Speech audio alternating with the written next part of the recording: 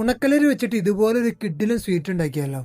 ഒരു മിക്സിയുടെ ജാറിലേക്ക് കഴുകി വൃത്തിയാക്കി ഇതേപോലെ ചുവന്ന കളറാവുന്നവർ അല്ലെങ്കിൽ ഇതേപോലെയൊക്കെ ഒന്ന് വീർത്ത് വരുന്നവരെ അരി, സാധാ നമ്മൾ ചോറിന് ഉപയോഗിക്കുന്ന ചുവന്ന അരി നന്നായിട്ട് വറുത്ത് മിക്സിയുടെ ജാറിലേക്ക് ഇട്ട് കൊടുക്കുക. അതിൻ്റെ കൂടെ കുറച്ച് ചുക്ക്, ചെറിയ ജീരകം, ഉപ്പ്, കുറച്ച് ഏലക്ക അല്ലെങ്കിൽ ഏലക്ക പൊടിച്ചത് കൂടി ചേർത്ത് കൊടുത്ത് നന്നായി പൊടിഞ്ഞു കിട്ടുന്നത് വരെ പൊടിച്ചെടുക്കണം. അരി പൊടിച്ചതിലേക്ക് കുറച്ച് തേങ്ങ ചിരവിയത്, നന്നായി പൊടിച്ച ശർക്കര കൂടി ചേർത്ത് ഇതേപോലെ ബോൾസ് ആക്കാവുന്ന പരുവത്തിൽ നന്നായിട്ട് വീണ്ടും ഒന്ന് മിക്സ് ചെയ്ത് അരച്ചെടുക്കണം. ഇനി മിക്സിയുടെ ചെറിയ ജാറിലേക്ക് ഉപ്പില്ലാത്ത പിസ്ത തൊണ്ട് കളഞ്ഞത്, അതേപോലെ തന്നെ കുറച്ച് ഏലക്ക കൂടി പൊടിച്ചത് അല്ലെങ്കിൽ ഏലക്കയോ ചേർത്ത് അത് നന്നായിട്ട് ഫൈൻ പൗഡറായിട്ടൊന്ന് പൊടിച്ചെടുക്കണം. പിസ്ത പൊടിച്ചതിലേക്ക് കുറച്ച് കണ്ടൻസ് മിൽക്ക് ചേർത്ത് ചെറിയ ഉരുളകളാക്കി മാറ്റി വെക്കണം.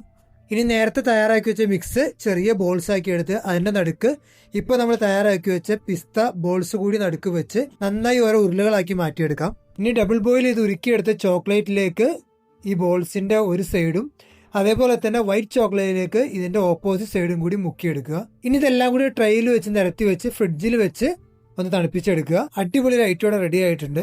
ഇതിൻ്റെ ഡീറ്റെയിൽ ആയിട്ടുള്ള മെഷർമെൻറ്റും കാര്യങ്ങളും ഡിസ്ക്രിപ്ഷനിൽ കൊടുത്തേക്കാം. ഇതുപോലുള്ള വീഡിയോകൾക്ക് വേണ്ടിയിട്ട് ഈ അക്കൗണ്ട് ഇപ്പം തന്നെ ഫോളോ ചെയ്യുക.